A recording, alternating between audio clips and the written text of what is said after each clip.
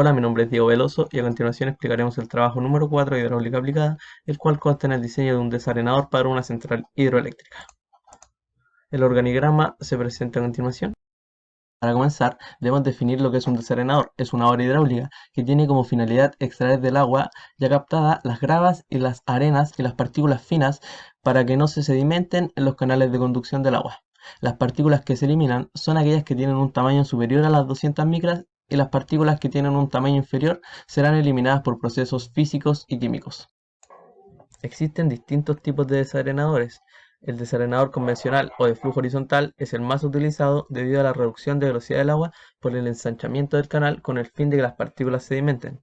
Su forma está determinada por el espacio y el entorno geográfico, por eso tienden a ser rectangulares o alargadas como un canal.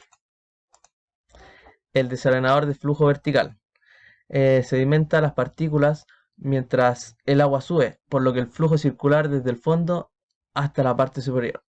Su costo es generalmente más elevado y son más utilizados en plantas de tratamientos de aguas residuales.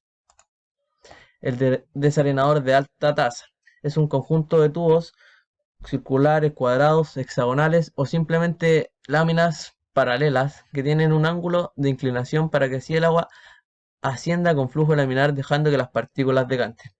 Sus ventajas es de que soporta mayor carga de agua, es más económico y eficiente y ocupa menos espacio. El desarenador de vórtice se basa en la formación de un remolino inducido mecánicamente que captura los sólidos en la tolva central de un tanque circular, procediendo con la sedimentación de las partículas por efecto de la gravedad. Su ventaja es que tiene una gran capacidad volumétrica y ahorra espacio debido a su diseño.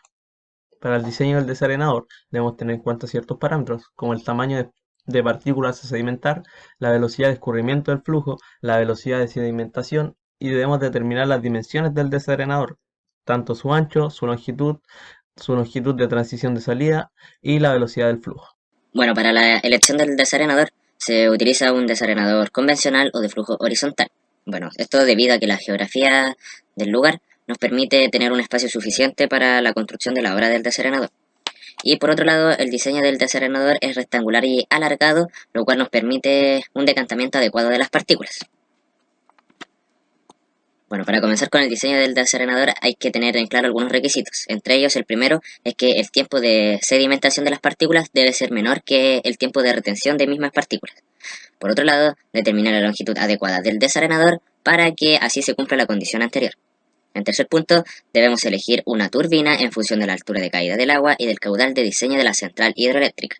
Y por último, a partir de la elección de la turbina, determinar el diámetro de las partículas para el diseño del desarenador.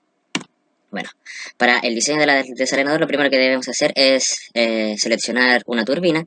Para esto nos vamos al ábaco e interceptamos la altura de caída y el caudal de diseño, los cuales ya son valores conocidos.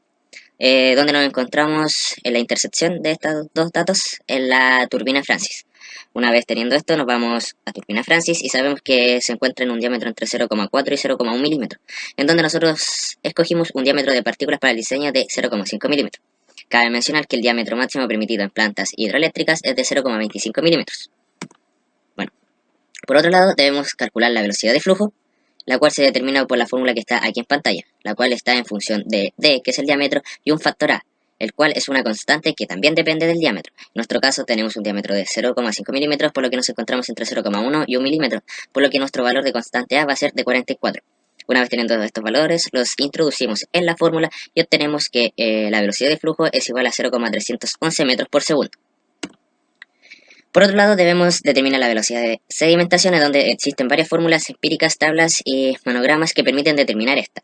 Bueno, está la tabla de Arcangelisk, la monograma de Stone y Silerio y la fórmula de Scotty y Fogilit.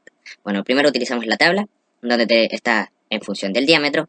Nuestro diámetro era de 0,5 milímetros y obtenemos una velocidad de sedimentación de 5,4 centímetros partidos segundos. Luego en la segunda parte utilizamos el monograma de Sellerio, en donde nos da una velocidad de 5 centímetros partidos segundos. Y por último tenemos la fórmula de Scotty y Flogeli, donde se calcula con la fórmula presente aquí en pantalla, la cual nuevamente está en función del diámetro, obteniendo un valor de velocidad de 6,837 centímetros por segundo. Bueno, una vez obteniendo la velocidad en estos tres casos, Lo que se hace es sumar ambas velocidades y así obtenemos un valor de velocidad de sedimentación igual a 0,177 metros por segundo. Para las dimensiones del desarenador debemos obtener los parámetros de alto, ancho y área de este, teniendo que la altura corresponde a la raíz cuadrada del caudal dividido en 2.5 veces la velocidad de escurrimiento, dándonos un valor de 3,35 metros. También se tiene que el ancho del desarenador corresponde a 2,5 veces el alto, dándonos un resultado de 8,36 metros. Para el largo del desarenador debemos obtener una constante k asociada a la velocidad de escurrimiento, la cual se obtiene interpolando los valores que se obtienen de esta tabla. Después se debe continuar con la multiplicación de la constante k, la altura y la velocidad de escurrimiento, y esto se debe dividir por la velocidad de sedimentación para así obtener un largo del cantador con un valor de 30,37 metros. Con respecto al largo de la transición, debe tenerse una relación de ancho del desarenador y el ancho del canal, la cual no debe tener una mayor amplitud de 12,5 grados, por lo que para obtener el largo se debe restar el ancho del canal al ancho del desarenador y dividirlo por 2 veces la tangente de 12,5, obteniendo un largo de transición de 7,24 metros. Por último, debemos verificar las dimensiones del desarenador y a ver si es que cumple con el mínimo. Para esto debemos calcular el tiempo de sedimentación dividiendo la altura del desarenador y la velocidad de sedimentación dándolo 56,35 segundos. Luego debemos multiplicar el caudal por el tiempo de sedimentación para obtener un volumen necesario dándonos un valor de 490,78 metros cúbicos.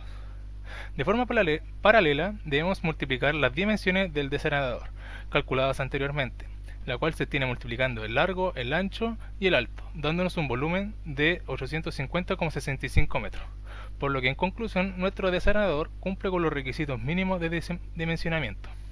Muchas gracias.